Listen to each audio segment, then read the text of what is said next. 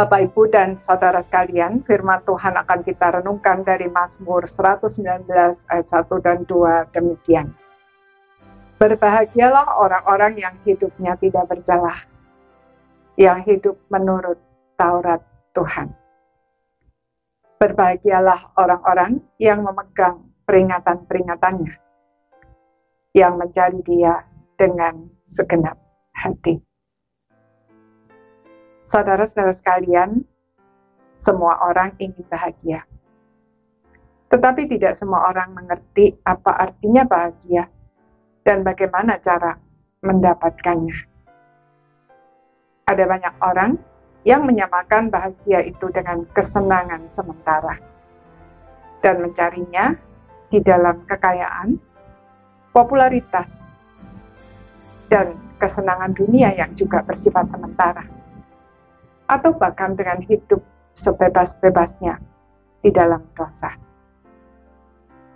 Akibatnya, bukan bahagia yang didapatkan, melainkan kehausan yang semakin menggigit, bagaikan minum air garam, semakin diminum semakin haus, sampai akhirnya pembuluh darah pecah dan mati.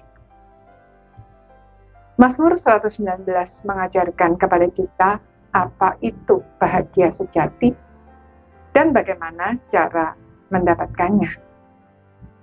Pemazmur berkata, berbahagialah orang yang mencari Tuhan dengan segenap hati. Artinya, bahagia sejati adalah bahagia sebagai dampak dari relasi pribadi yang intim dengan Tuhan. Tuhan dekat kepada orang yang sungguh-sungguh mencari Dia dengan hidup tidak bercelah, yaitu hidup menurut Taurat Tuhan dan memegang peringatan-peringatannya. Prinsip ini merupakan sebuah paradoks yang jelas bertentangan dengan prinsip dunia. Bukankah hidup tidak bercelah menurut Taurat Tuhan dan memegang peringatan-peringatannya berarti harus menyangkal diri?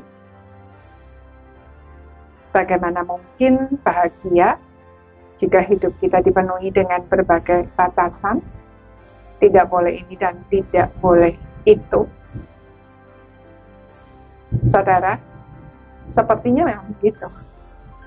Tetapi yang banyak orang tidak pahami adalah bahwa Tuhan memberikan batasan-batasan tersebut justru untuk menghindarkan kita dari melakukan hal-hal yang nampak menyenangkan, tetapi pada akhirnya merusak diri kita sendiri dan relasi-relasi kita, termasuk relasi kita dengan Tuhan.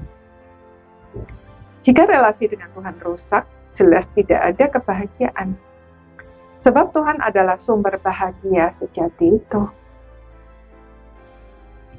Hanya dengan menyingkirkan semua penghalang tersebut, relasi yang intim dengan Tuhan bisa terbangun dan bahagia sejati itu menjadi milik kita. Jadi, jika kita rindu memiliki bahagia sejati, tidak ada cara lain kecuali mencari Tuhan dengan segenap hati. Hidup tidak bercelah, hidup menurut Taurat Tuhan, dan senantiasa memegang peringatan-peringatannya. Jika jatuh ke dalam dosa, segera bertobat. Dengan demikian, tidak ada yang menjadi penghalang antara kita dengan Tuhan. Saudara, bagaimana dengan hidup kita? Sudahkah kita menyingkirkan segala penghalang yang menyebabkan kita tidak bahagia?